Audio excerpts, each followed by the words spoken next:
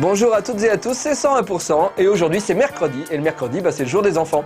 Alors vu que c'est le jour des enfants on va parler des trucs du passé, genre Club Dorothée, Youpi l'école est finie, Récré à 2. Je sais pas si vous vous rappelez mais bon il y avait des dessins animés, c'était l'arrivée des dessins animés japonais etc.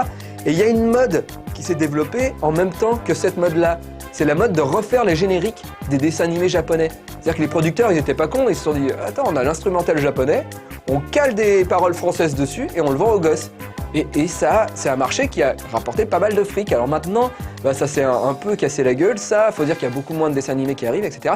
Et alors déjà, je suis quelqu'un de nostalgique de base, mais je suis hyper nostalgique de ça. J'aimerais que ça revienne, qu'il y ait des bons gros génériques français nuls de dessins animés qui reviennent. Et je me suis dit, mais c'est con, on n'a jamais fait ça sur les jeux vidéo. Alors toi, producteur de jeux vidéo qui nous regarde, qui regarde nos lives dans ton canapé en crocodile et en babouin, je sais pas. Toi qui as de l'argent, réfléchis. Ton jeu il sort, ton jeu il est hyper connu et à côté tu sors un CD avec la musique du jeu vidéo. La musique écrite et chantée par Dorothée, Ariane ou Bernard Minet quoi. C'est obligé que t'en vendes. Moi je pense qu'il faut le faire. Voilà. Enfin bon bref, on en reparle tout à l'heure, c'est 100%. Et il y a la critique du jeu Cryostatis, il y a la Minute Geek, il y a Tokyo Café et on commence avec les news.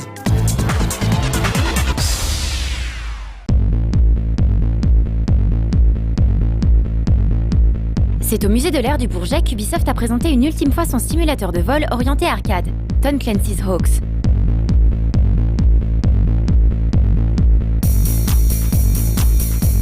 Nous avons profité de l'occasion pour nous intéresser à la direction artistique du jeu et aux choix qui ont été faits au sein du studio d'Ubi à Bucarest afin de donner une patine unique à leur jeu. Le directeur artistique propose et interprète la vision du directeur créatif, crée des documents, des concepts, des prototypes et communique sa vision qui a l'accord du directeur créatif à l'équipe graphiste.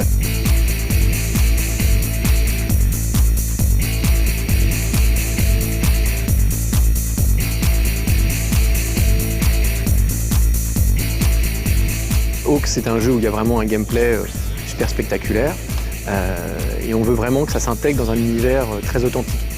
Et le travail de Mario, ça a été vraiment de trouver la bonne vision. C'est comment faire en sorte qu'on ait une logique dans la construction des niveaux, par exemple.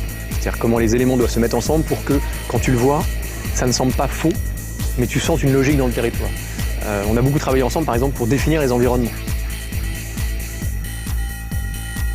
L'idée principale, c'est, comme tu peux voir dans les reportages de guerre, que les conflits armés, c'est seulement la dernière étape d'un conflit, que c'est un conflit économique, une crise économique qui devient une crise sociale et après il devient un conflit ouvert. Alors la représentation de ce conflit, c'est déjà dans le traitement de l'environnement, avec un traitement plutôt désaturé des ambiants, et avec des éléments qui représentent la corruption faite par les puissances sur la nature. La nature, ce n'est pas traité comme un environnement touristique, un environnement joli, mais c'est comme un lieu de ressources. Et on va refléter ces conflits dans les traitements visuels. Alors tu verras un monde pollué, un monde désolé, un monde abandonné. L'idée c'est ça, déjà de représenter le conflit dans les traitements environnement et pas seulement à travers l'explosion et les actions des avions.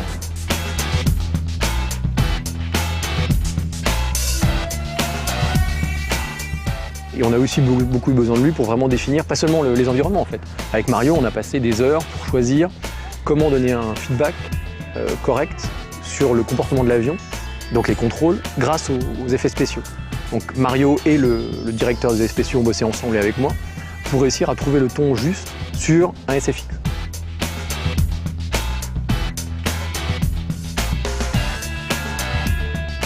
On a privilégié le côté émotionnel. La totale immersion dans un univers croyable, que c'est l'univers Tom Clancy.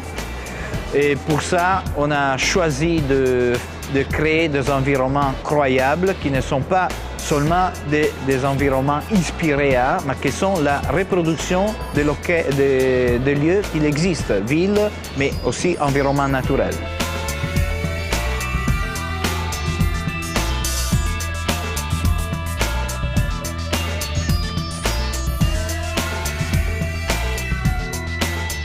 Les ambitions affichées sur ce titre, qui vient concurrencer la série des Ace Combat jusque-là bien esselées, sont fortes. Est-ce que pour autant Tom Clancy's Hawks tiendra toutes ses promesses? La réponse dans la critique diffusée la semaine prochaine dans 101%.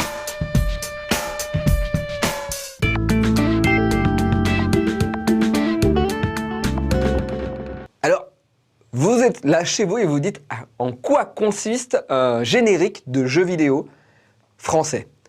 C'est très simple, hein, c'est juste sortir une musique avec des paroles françaises qui parlent du jeu, qui est un petit côté années 80 ou 90 dans le style d'écriture, et qu'on vendrait ou avec le jeu ou à côté, et puis avec la photo du chanteur. Alors, bon, pour que vous compreniez bien, j'ai écrit une chanson. Alors, il y a Street Fighter 4 qui est sorti, j'aime bien Street Fighter 4, alors je me suis dit que Street Fighter 4 valait le coup, et il pouvait avoir un générique. Alors voilà, attention. Alors je ne suis pas chanteur, et vous allez le comprendre. Mais c'est juste pour l'exemple. Ryu et Ken, amour et haine, Ken et Ryu, Street Fighter 2. 1, 2, 3, 4, Street Fighter fort, all you can, être le plus fort, amour et haine, deux amis copains, deux combattants, mais pour le bien contre les méchants. Allez, all you can, Tiger Uppercut, Yoga Flame, Sonic Fu, Show you can, Spanning Kick. Cryostatis est un jeu russe. On regarde.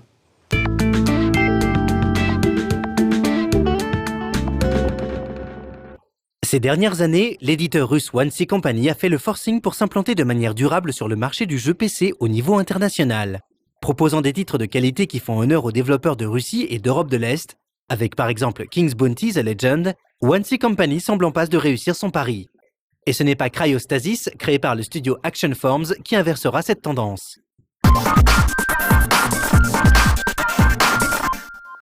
Dans Cryostasis, le joueur n'incarne pas un soldat invincible gorgé de stéroïdes et capable de sauver le monde à lui tout seul, mais un simple météorologue, Alexander Nesterov. Le jeu se déroule en 1981, alors que Nesterov quitte la station polaire Pôle 21 et s'apprête à rejoindre le continent. Malheureusement, surpris par une tempête de neige, il est forcé de se réfugier dans un impressionnant brise-glace pris dans la banquise. Ce navire, le Northwind, semble à la dérive depuis de nombreuses années. Alors que Nesterov tente de réactiver le chauffage à bord de l'épave afin de lutter contre le froid qui lui engourdit les membres, il réalise qu'il a réveillé quelque chose dans les profondeurs du Northwind. Menace réelle ou hallucination suscitée par le froid. Quoi qu'il en soit, Alexander Nesterov doit bientôt se rendre à l'évidence. Cette chose qui a déjà décimé l'équipage est désormais après lui. Avec un tel point de départ et les images du jeu, il est facile d'imaginer un first-person shooter horrifique lorgnant du côté du succès de Fear. Mais voilà, surprise, même s'il en a l'apparence, Cryostasis n'est pas vraiment un FPS pur jus.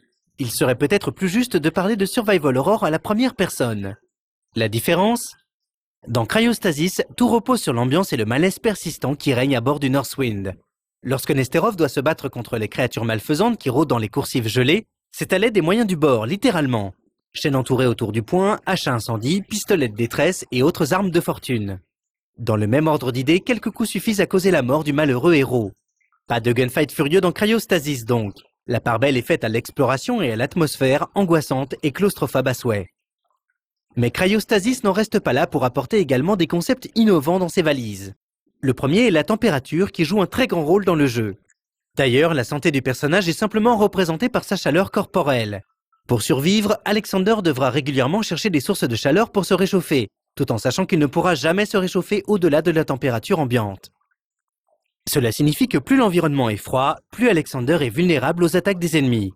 En d'autres termes, loin de toute source de chaleur, fuir les affrontements constitue souvent la meilleure option pour survivre. Mais évidemment, la température influe également sur l'endurance du météorologue et donc sa capacité à courir pour échapper aux monstres. L'autre trouvaille du jeu est l'écho mental. Sous ce nom pompeux se cache la capacité de Nesterov à revivre les derniers instants d'un membre de l'équipage, lorsqu'il retrouve l'un de leurs corps figé dans la glace.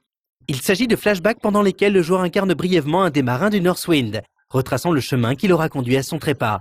Lors de ces scènes, le joueur devra chercher à modifier le cours des choses, pour permettre à l'âme du marin de s'échapper de ce sordide navire fantôme. Ces deux concepts permettent au jeu de se démarquer des autres survival horror et surtout de renouveler efficacement ses phases de jeu. Et comme en plus ils servent avec brio la narration, c'est pour ainsi dire tout bénéfice.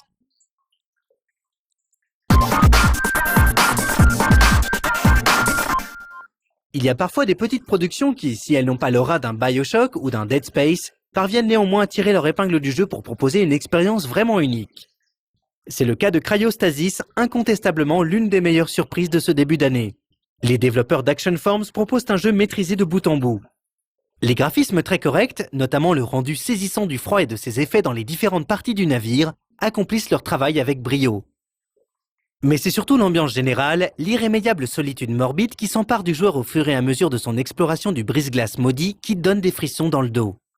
Alors comme en plus le jeu bénéficie pour une fois d'une bonne version française, il serait dommage de ne pas l'accueillir chaleureusement.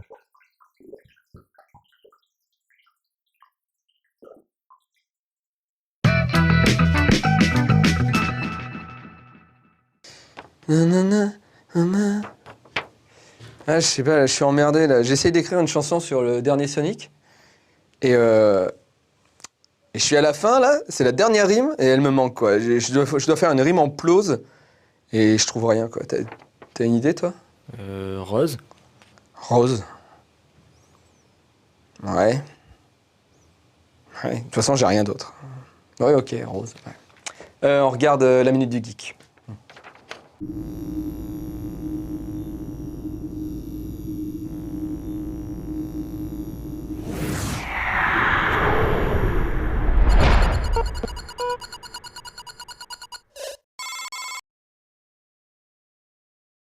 C'est quoi? Quoi? C'est quoi? Quoi? Atari. Ouais. Bah, ça existe depuis plus de 30 ans, Atari. Ah ouais? Bien avant Nintendo, ils peuvent pas tester là. Hein. Ah non, ils sortent des jeux depuis plus de 30 ans. Et en plus, des bons jeux. Des bons jeux. Et ils en sortent encore maintenant. Objection! Atari est sans doute l'une des compagnies les plus importantes de l'histoire du jeu vidéo. Toutefois, il faut bien réaliser que l'Atari actuel n'a rien à voir avec l'Atari historique. De nos jours, à savoir depuis 2003, Atari n'est en fait qu'un label utilisé par l'éditeur français Infogrames après son rachat de l'éditeur américain GT Interactive. Le vrai Atari fut actif de 1972 à 1984. En 1966, Nolan Bushnell, un étudiant de l'université de l'Utah, découvrit émerveillé l'un des premiers vrais jeux vidéo, à savoir Space War de Steve Russell, et se trouve également une vocation, créer des jeux vidéo. Avec Ted Dabney, il fonde en 1971 une société nommée CZG Engineering, avec laquelle il créera un clone de Space War destiné aux salles de jeu. Ce sera Computer Space, le premier jeu d'arcade de l'histoire. Mais voilà, les deux compères découvrent que, aussi invraisemblable que ça puisse paraître, le nom CZG est déjà pris. Ils doivent donc trouver un nouveau nom pour leur société.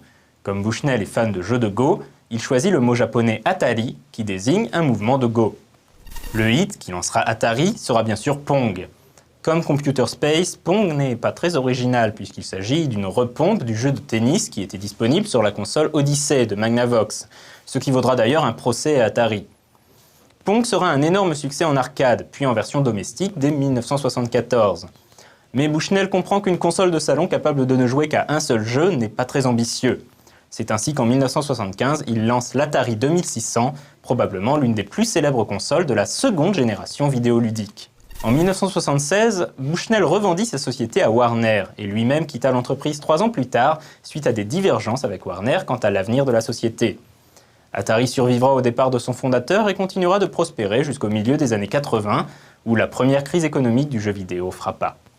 La firme passa ensuite de main en main jusqu'à tomber entre celle d'Hasbro Interactive en 1998, qui sera finalement rachetée par Infogrames.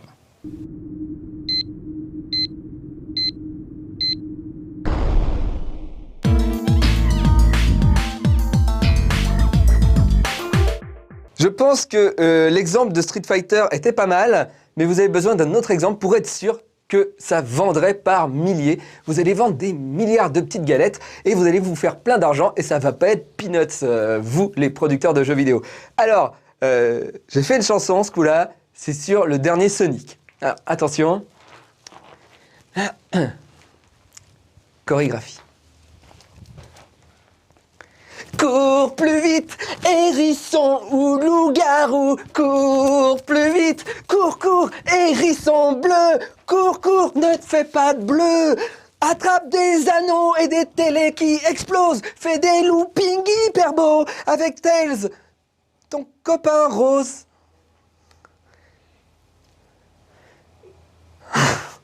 On regarde Tokyo Café.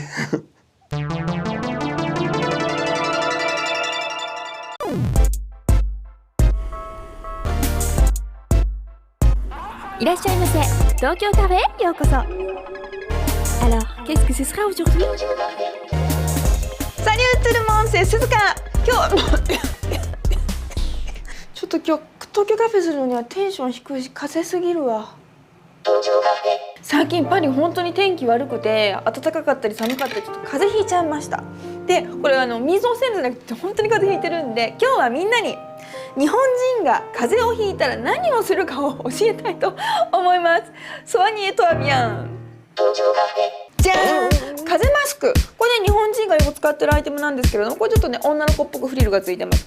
よくフランス人はね、日本はねポリューションがやっぱすごいからみんなあんなにマスクを使ってるんだって言いますけど、これ違います。それねブブーです。何かと言いますと、これミクローブをねちゃんとプロテージュするんですね。ポリューションじゃなくて何だっけ、花粉が飛んでる時なんかもすごい日本人はこれ使います。私ね今日本当に風邪で喉が痛くて喉痛いんですよ。これボンボンとか舐めても治らない。さあそんな時日本人は何を使うかと言いますと、ネギです。ネギを使って喉をソアニエします。じゃあ皆さんにそれをお見せしたいと思います。こっちに来てもらおうかな。切ります。これネギのね青い部分は使わずに白い部分を使います。多分これぐらいであればいいんじゃないかな。これをですねこう切りまして、ね、で本当はこれポワレするんだけれども、ノーライフにはそんな火を使うところがないです。なのでレンチンします。レンチンでじゃーん、これね怖いよねちょっとね。でも愛用の手拭いです。これ私のですかな。わほら風邪に効きそう。これは喉に効きそうですよ。これねこれベタベタしてるんだけれども、ほほほほ、うわこれはいいぞ。こう巻いて、さあ鈴鹿、これをどうするか。喉が痛いんで喉に抜きます。これはネギ臭い。でもまだ温まってちょっとね楽になるかもしれない。マスクもつけたし喉もネギ効果にネギシップやってる。でもまだちょっとよくならない。さあ次、日本人は何をするか。卵です。卵を割ります。前端を、これかわいいでしょ、ラパンなの。前端を使いますが、みんな別に箸じゃなくてフォークとか何でもいいですからね。こんなこうよく混ぜます。次ですね、アルコールが必要なんですけれども、普通はここ日本酒を使います。でも私本当に今日いきなり風邪ひいたんで日本酒の用意がないんで、ちょっとねまあこれでいいかなと思って、ちょっとねフランスだしバンブロンで番椒みたいな感じでね、これをね適当にこう入れましてですね、まずこちらに温めたアルコールを入れます。卵をねこう入れて入れます。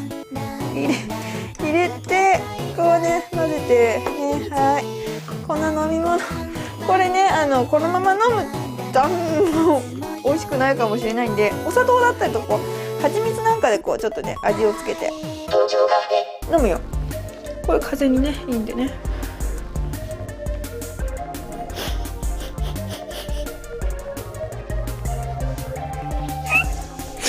私もう二度と風邪ひきたくないです。みんなも風邪には気をつけて。風邪をひいた時のこう日本の民間おばあちゃんの知恵のものを楽しんでじゃないね、試してみてください。風邪のバカ野郎、ふぶね、昆布ぶれ。